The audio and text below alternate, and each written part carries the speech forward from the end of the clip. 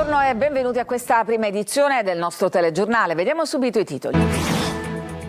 Maxi sequestro di ordigni rudimentali, oltre 1000 bombe carta e palloni di Maradona. Sono stati fatti brillare, l'esplosione ha creato un cratere di 5 metri. La famiglia di Larimar non si arrende dopo la perizia che conferma il suicidio della quindicenne di Piazza Armerina. La sorella rilancia con nuovi sospetti la tesi dell'omicidio. Un patto per restare in Sicilia. 40 associazioni di giovani lanciano un manifesto per non emigrare, presentato a San Giovanni Gemini, nell'Agrigentino.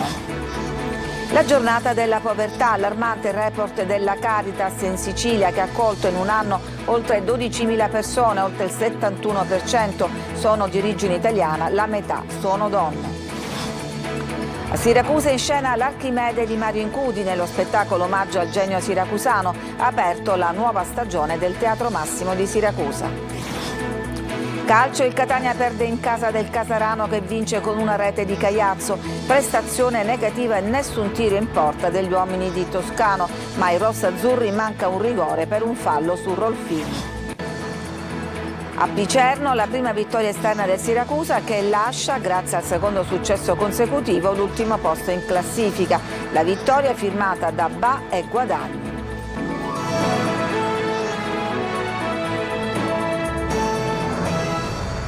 La polizia di Catania ha sequestrato un carico di 1500 pericolosi ordigni rudimentali per oltre 255 kg di esplosivo e un valore sul mercato stimato in oltre 25.000 euro. A fare scattare l'allarme è stato un dipendente di un'azienda di spedizioni. Dai primi accertamenti è emersa la pericolosità del materiale esplodente composto da oltre 1000 bombe carta e da 522 palloni di Maradona. La Procura di Catania ha disposto l'immediata distruzione in una cava autorizzata. Vedete in queste immagini le esplosioni. Gli artificieri hanno posizionato 12 dei 1500 ordigni sotto rocce del peso di oltre 300 kg che sono state letteralmente frammentate. Una roccia è stata proiettata ad oltre 10 metri di distanza. Il cratere lasciato è stato del diametro di oltre 5 metri.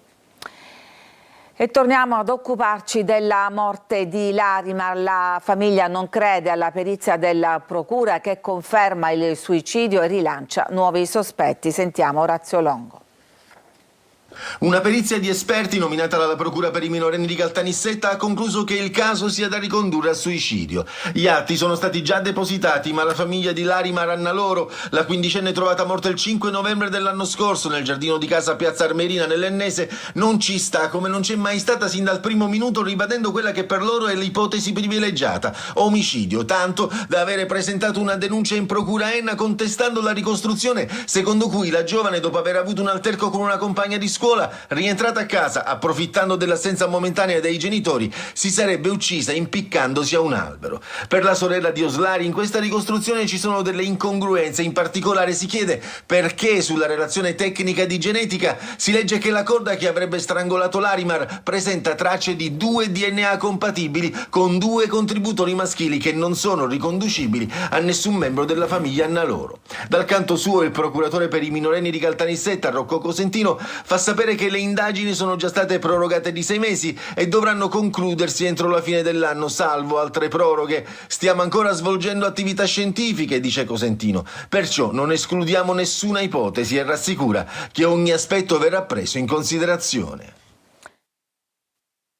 Sul lavoro, ieri mattina a Catania un giovane di 22 anni al suo secondo giorno di lavoro in una macelleria in via Duca degli Abruzzi è rimasto incastrato con la mano nel tritacarne. Ricoverato d'urgenza all'ospedale Cannizzaro, sarà sottoposto ad un intervento chirurgico per tentare di salvargli la mano. Oltre 40 associazioni di giovani si sono riuniti a San Giovanni Gemini in provincia di Agrigento, dove è nato il movimento che rivendica il diritto di restare nei propri territori e di non emigrare per forza. Sentiamo Davide Sardo. San Giovanni Gemini, paese montano della provincia di Agrigento, ha accolto oltre 40 realtà siciliane tra associazioni e movimenti civici per un passo storico, la nascita del movimento per il diritto a restare.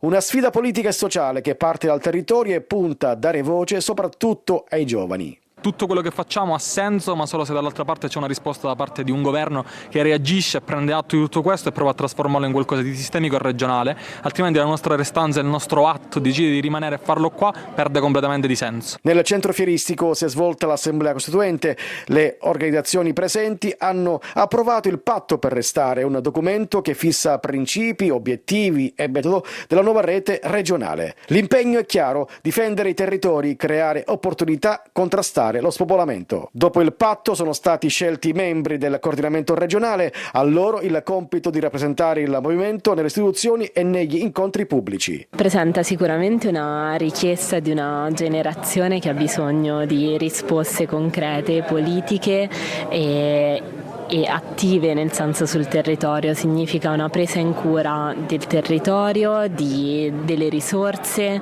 però una presa in cura che non sia soltanto dell'individuo ma sia collettive. Il movimento ora è realtà e punta a unire le forze per restare, crescere e costruire il futuro della Sicilia.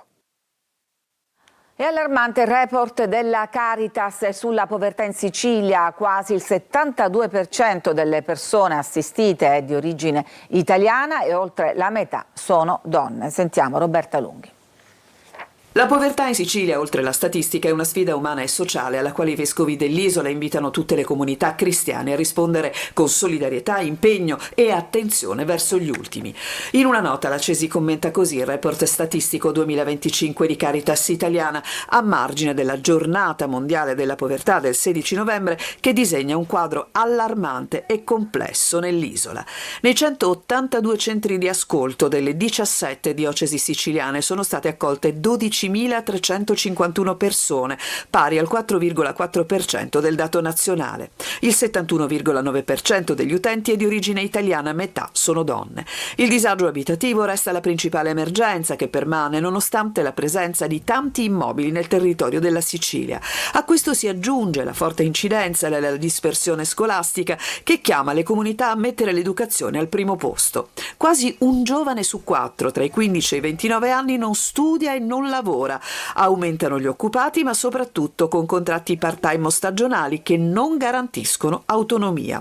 In alcuni territori il fenomeno si intreccia con forme di sfruttamento. Infine, si legge ancora nella nota della CESI, cresce la questione legata all'aspetto sanitario e alla salute mentale. Caritas rileva un aumento della fragilità psicologica e della richiesta di supporto, fattori che segnano il confine tra il rischio di cadere nella povertà assoluta e la possibilità di rialzarsi. Preoccupa anche la denatalità. Nel 2024 la Sicilia ha perso 22.000 residenti, tra calo delle nascite e migrazioni. È una risposta di solidarietà, arriva anche quest'anno con la colletta alimentare. Sentiamo Tonino De Mana. Olio, legumi e carne in scatola, conserve di pomodoro, alimenti per l'infanzia, pasta, riso e tanto altro. In quasi 12.000 supermercati italiani è gara di solidarietà con la 29esima giornata nazionale della colletta alimentare, promossa dalla Fondazione Banco Alimentare. Testimonial d'eccezione a Catania l'Arcivescovo Renna, che abbiamo intercettato di buon mattino proprio alla cassa. Ho cercato di fare anche io la mia parte, si cerca di, nei limiti del possibile, di essere accanto a tutti. La carità è quella che dà speranza, è il segno più bello del Giubileo. L'esercito dei volontari in pettorina arancione in pochi minuti riempie i primi cartoni per la soddisfazione del presidente del Banco Alimentare Sicilia, Pietro Maugeri. Questo è un bellissimo gesto di solidarietà e di carità. Come ci siamo detti nelle scorse settimane, la carità educa. Aiuta chi non ne ha. Gli alimenti donati verranno distribuiti a 750 organizzazioni. Solo in Sicilia la rete Banco Alimentare assiste quotidianamente 285.000 persone. Scatta anche a Catania la campagna anti-influenzale. L'obiettivo è tutelare in particolare i più vulnerabili. Servizio. In ordine cronologico, un'anziana catanese, il direttore sanitario del Canizzaro Diana Cinà e il direttore di epidemiologia dell'ASP di Catania Mario Morello sono i primi 3 ad immunizzarsi nell'ambito della campagna di prevenzione e controllo dell'influenza 2025-2026. L'iniziativa ha l'obiettivo di incrementare la copertura vaccinale con particolare attenzione alle categorie cosiddette vulnerabili. È fondamentale la vaccinazione antinfluenzale per noi e soprattutto anche per tutti quelli che ci stanno accanto, per le persone anche fragili, perché può avere conseguenze, come dicevo appunto, anche mortali. E credetemi, nel rapporto dei benefici non c'è neanche da pensarci un attimo, è un'opportunità, l'abbiamo tutti, l'Italia ce la dà, la Sicilia ce la dà, non sfruttarla è davvero un peccato. Vacciniamoci, vacciniamoci, vacciniamoci. Vaccinarsi è importante, vaccinarsi permette di non ammalarsi, di non avere delle patologie che si possono aggravare. Open Day vaccinali in 4 ambulatori dell'ASP di Catania, al Corso Italia 234, aperto fino al 19 dicembre, al PTA San Giorgio, a Paternò, Caltagirone e all'ospedale Garibaldi Centro. Ci fermiamo, c'è una pausa per la pubblicità, torniamo dopo per andare a scoprire le barche fioriere e poi uno spettacolo dedicato ad Archimede, tra poco.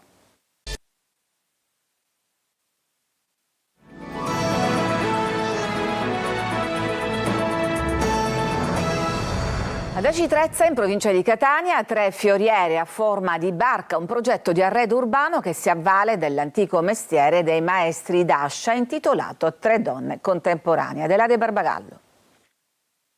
3 fioriere come le barche realizzate per la pesca delle sardine, posizionate ad Aci Trezza, nello slargo con l'iconica Casa dei Pescatori, davanti l'ingresso alla Casa del Nespolo e a Villa Fortuna, tradizionalmente adornate come delle spose per incontrare il mare.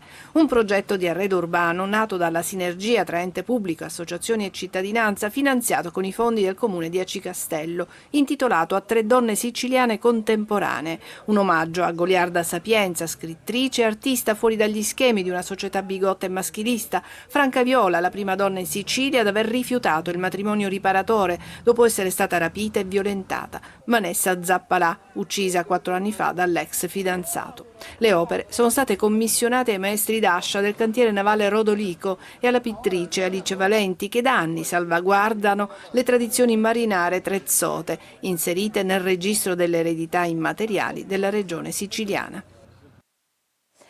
In scena a Siracusa l'Archimede di Mario Incudine, omaggio al genio siracusano che ha aperto la nuova stagione del Teatro Massimo. Francesco Aloi. Perché lei è soltanto lei, la più bella invenzione che tu inventerai. Un Archimede a 2 facce, tra gioie e dolori, successi ma anche solitudine. Il matematico siracusano rivive così con Mario Incudine, nello spettacolo di Costanza di Quattro, diretto da Alessio Pizzek. Racconta non solo le sue scoperte, ma anche i suoi fallimenti, le sue ansie, le sue preoccupazioni, i suoi momenti di sconforto, il suo travaglio interiore. Sono gli anni delle guerre puniche. Siracusa è sotto assedio, presa di mira dai Romani. Un soldato sta per colpire Archimede, ma prima il genio trova il tempo per ripercorrere la sua vita. Perché solo i pazzi possono ostinarsi a cercare la verità oltre ogni innegabile silenzio. Ci racconta una grecità in cui la parola, il logos, la cultura combatte la brutalità della guerra. E ne approfitta anche per dialogare con le nuove generazioni. Il coraggio di vivere non ha niente a che vedere con i calcoli, le stelle, i numeri, le macchine, no? C'è una frase chiave in tutto lo spettacolo che dice Archimede al soldato: prima di agire chiedetevi il perché. No, che non vuoi. Una messa in scena che diventa un omaggio alla città, un misto tra recitazione e canto, dove la musica dal vivo crea la giusta atmosfera. Così è stata inaugurata la nuova stagione del Teatro Massimo. Ci fermiamo, c'è ancora una pausa, poi torniamo con la pagina sportiva per raccontarvi la sconfitta in casa del Catania, mentre c'è poi la prima vittoria in trasferta per il Siracusa, tra poco.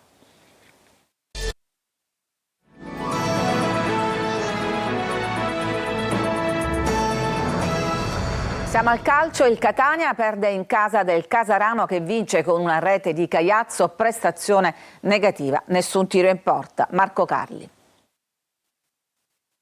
Basta un tiro in porta al Casarano contro nessuno degli etnei per avere la meglio sul Catania. La partita fra la capolista e la squadra reduce da 4 sconfitte consecutive, 5 con la Coppa, sorride al Casarano che dopo la rete chiude ogni varco. Prestazione negativa della squadra di Toscano così come dell'arbitro, nessun alibi, ma c'era un rigore su Rolfini.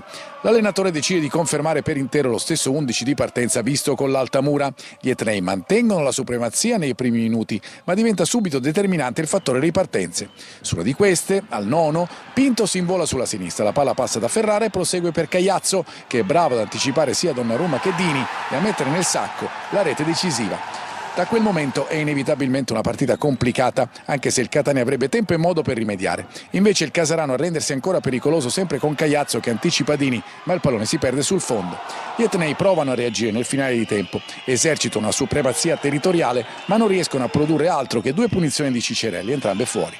Nella ripresa Toscano cambia tutto il fronte d'attacco, entrano Rolfini, Forte e D'Ausilio, alla fine anche Stoppa, ma variando l'ordine dei fattori il prodotto non cambia. I tentativi del Catania restano sterili, ma c'è anche l'episodio che può cambiare l'incontro. Rolfini finisce a terra in area, una situazione simile a quella che aveva portato al rigore per la Casertana nel finale di gara del Pinto. Il Catania spende la card, l'arbitro va a rivedere il contrasto fra Gega e Rolfini, ma dopo lunga revisione decide di non assegnare il penalty fra le proteste degli etnei.